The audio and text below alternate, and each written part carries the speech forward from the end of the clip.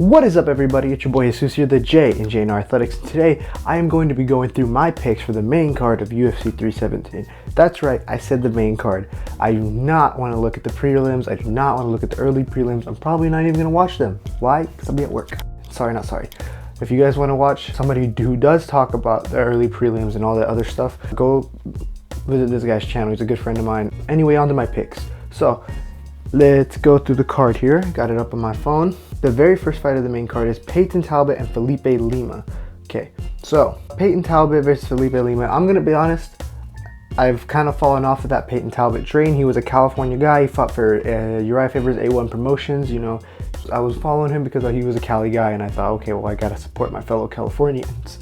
But you know, after that last performance showing that he had literally zero answers to a decent wrestling game plan, I think Felipe Lima has shown to be way more well-rounded against high-level competition in Europe, and he has a good enough striking not to get finished. I think both of these guys are young and athletic enough to not get finished. I think this will be a Felipe Lima by decision after 3 rounds of a pretty close contest on the feet, but I'm sure Felipe Lima is going to shoot a couple takedowns just to solidify these rounds. As much as I want to vote for Peyton Talbot, as he's got the bleach tattoos, you know, I also have the anime aesthetic, right? Big anime fan. I walked out to Judas by Lady Gaga, my last grappling match, because of the Gojo and Sukuna edits all over Instagram. But bleach is mid anyway, so I picked Felipe Lima. Renato Moicano, Money Moicano, cannot afford to lose, where he did to Islam Makhachev. And honestly, anybody in that position would have lost to Islam Makhachev. Trying to put anyone up against Islam under short notice is not going to end well for anybody in the top 15 of lightweight division. I don't think anyone could have beat Islam on short notice. Pick doesn't change. When this was originally booked back in that last card, I had already picked Renato Moicano to win. I don't think anything has changed. I think Beneil Dariush's chin is absolutely cooked after getting knocked out by both Arman and Charles.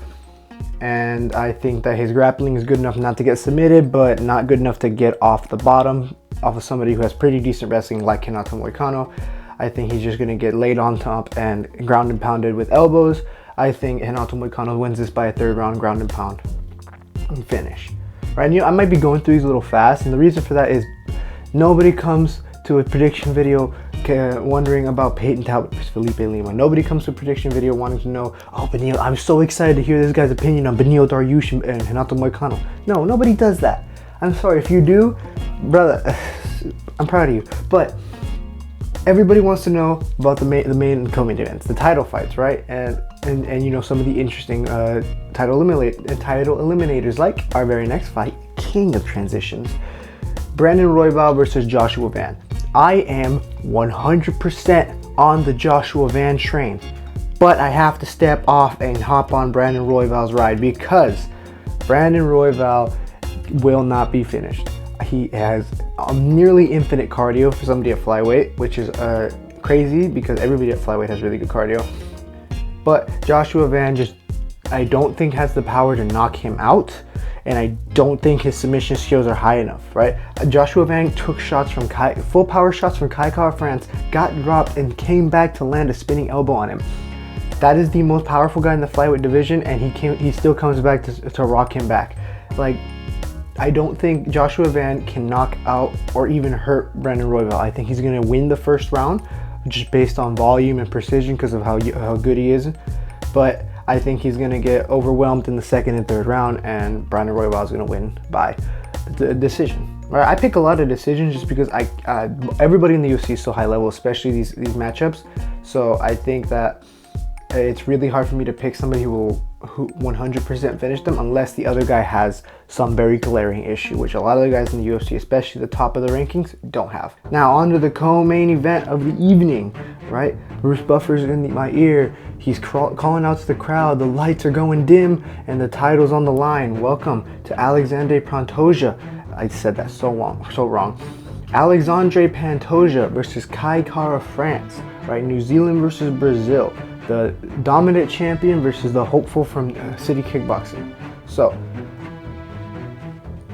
after all that fanfare, I'm still picking Pantoja. I'm sorry, Kai Kara-France. As much as I love a good city kickboxing trainee, I don't think he has the skills to beat Pantoja. I think the only thing he's relying on is a puncher's chance, and at the top level of the UFC, especially in championship fights, it takes more than a puncher's chance. I think Kai France is the only person who has that physicality needed to kind of beat Alexandre Pantoja, but he doesn't have the grappling skills or the striking technique to actually use that strength and effectiveness like Figgy did, like Figgy did when he beat Pantoja. He was the only other guy in the division who was physically big enough and strong enough to give Pantoja a run for his money in that aspect, but he also had the skills and the technique to be able to utilize that strength against Pantoja. Pantoja has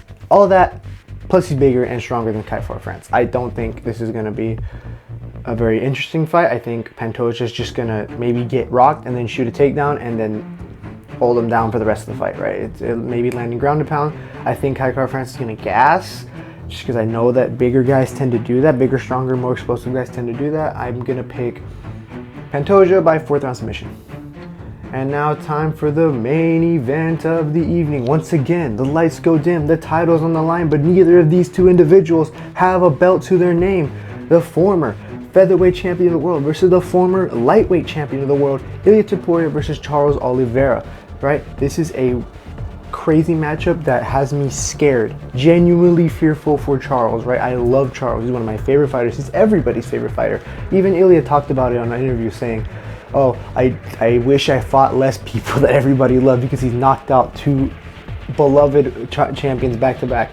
But I think there is an asterisk next to all of his biggest wins, and that is Volk just coming back really soon from a KO and a bulk up to lightweight, and Max Holloway coming back from a war with Justin Gaethje, but also cutting down from lightweight after actually bulking up for multiple months to make be a real 155er, unlike his fight with Dustin Poirier, right? I think Ilia Topuria has had those advantages. Now, not that I think that without them he wouldn't have beaten those two. I think he definitely would have beaten them. I don't think he would have knocked them out cold. I think both of those guys have had way better chins before going up to lightweight and then having to cut all the way back down. So with that, I don't think Ilia Topuria's power is going to be as good at lightweight. I think the idea that he's put on all this big muscle and muscle mass is going to translate to having the same or more power at lightweight. I don't think that's how it works. If he's not able to finish Josh Emmett, who literally ate every single shot that he threw at him, and he's getting taken down by Bryce Mitchell, I think Charles Oliveira is multiple times tougher than Josh Emmett and way better wrestler than Bryce Mitchell. I think he has Division I wrestling skills now, as he was able to ragdoll Michael Chandler. Whether that's Michael Chandler being washed or not is regardless, that's a very impressive feat to be able to manhandle somebody as big as Michael Chandler, as powerful and as explosive as Michael Chandler. I think it's going to look very similar. This fight's going to look very similar to Patty versus, well, not very similar. I think this fight is going to look like a way higher level version of Patty Pimblett versus Michael Chandler. I think it's going to be early on, Topuria is going to land really well and use his explosiveness and his strength and his size to, get an advantage on Charles in the first round or two. And I think after that, when Ilia realizes he can't finish this guy and that Charles is going to get hit, cracked, sit into his guard, and he's going to wait there because he knows that Ilia's not going to come into his guard. And if he does, he's probably going to get submitted, right? I think Ilia actually is confident enough in his grappling to go down into the guard after rocking Charles Oliveira, and I think that would be a crazy mistake. And considering that his coaches that does his game planning are now out of the picture, he might not even know that it's a crazy mistake. He might genuinely believe his own hype. I am going to go against the curve, against the betting odds, against everybody's fears. I am going to be picking Charles Oliveira to regain his lightweight title, and our glory days of the UFC are coming back, ladies and gentlemen. Volk is champion, Charles is champion, and Usman's going to win the belt back. I am telling you this right now. I said it on my Instagram, by the way, go follow. I said it on my Instagram. I believe that the UFC's healing itself. We're gonna go back to these fun champions, these exciting champions that gave us exciting championship fights. I don't think we're gonna be stuck with these champions who don't fight ever and don't want to fight, right? I think we're gonna be going back into a second golden age of the UFC. My favorite time of the UFC was when Volk and Charles and Usman were champs. And I think we're healing and going back to that. So I am picking Charles Oliveira to win the lightweight title, and I think Ilya's going to go back down and rematch Volk and probably beat him. Anyway, guys, that was my picks for 317, the UFC on June 28th. This is actually my birthday card, as I call them, right? This is the card. This is the card in June and July that usually happens around my birthday. My birthday is Sunday. This fight card takes place on Saturday. Last year it was supposed to be actually on my birthday, and it was Conor McGregor versus Michael Chandler.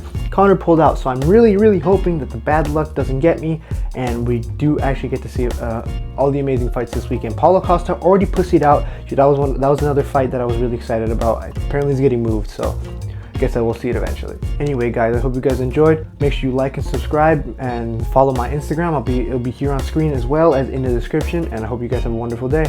Peace out.